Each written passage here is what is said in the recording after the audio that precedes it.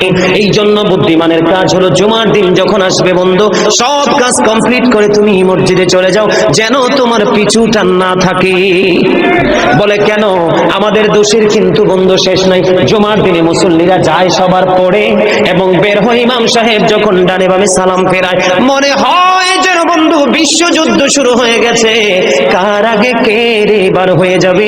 অথচ আমার নবীর আদর্শ নিয়ে আমি আজকে ওয়াজ করছি বন্ধু। Disturb, don't disturb me.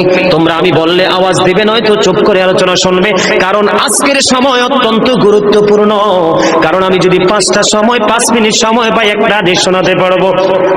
হয়তো বা এই একটা হাদিসে আপনাদের কারো না কারো হৃদয়ে ছুঁয়ে যেতে পারে, আর এটাই আপনার জীবনের জন্য, হেদায়েতের জন্য যথেষ্ট হতে পারে।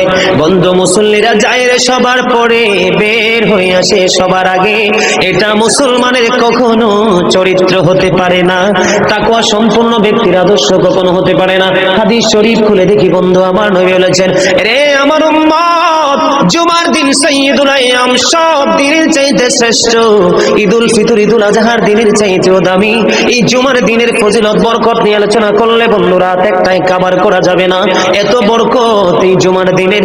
আমার নবী বলেছে, উম্মতের দল, জুমার দিনে কেউ যদি সবার আগে মসজিদে যায় আর সবার পরে যদি কেউ মসজিদ থেকে বের হয়, আপনি যাবেন, সবার আগে যাওয়ার আগে সুন্দর করে গোসল করবেন, উত্তম জামা, নতুন জামা পরবেন, আতর গোলাপ লাগাবেন।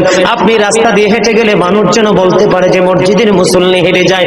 আর চারপাশ বন্ধু সুঘ্রাণে মুখরিত হয়ে যাবে।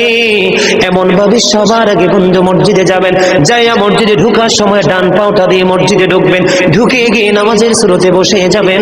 বসে যখন আপনি আল্লাহর ইবাদত করতে করতে করতে করতে সব মুসল্লি বন্ধু বের হয়ে যাচ্ছে, আপনারা তাড়াহুড়া করার দরকার নেই। কারণ মনে রাখতে হবে, আসছি সবাই যেমনি একা একা, আবার যাব একা একা, হিসাবও দিতে হবে একা একা। পৃথিবীর সব মানুষ পর হয়ে গেল আমার কোনো সমস্যা নেই, আমার আল্লাহ এবং নবী আমার আপন হলে আই এম ভেরি সাকসেস।